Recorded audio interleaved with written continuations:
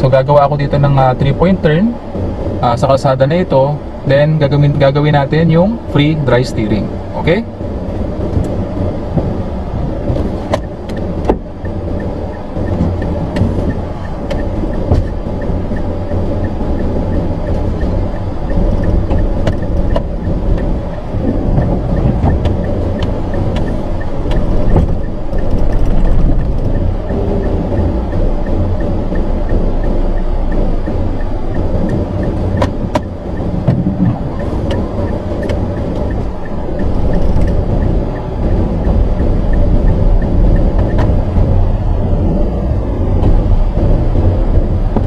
Okay mga ka-fixit, so ganun yung free dry steering, no? So habang nagda-dry steer ka, huwag kang mag-a-apply ng brake, foot brake, at wag ring naka-engage yung iyong handbrake para makapag-adjust ng tama yung iyong sasakyan base sa maneuver na ginagawa mo. Okay?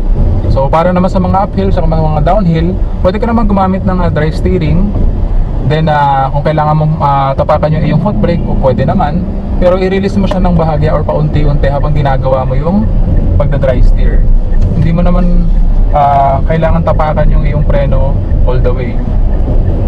At kagaya ng palagi kong sinasabi, tandaan na walang sino man ang pinanganak na magaling. Kailangan natin ng sapat na panahon at pagsasanay upang maging magaling tayo sa anumang bagay.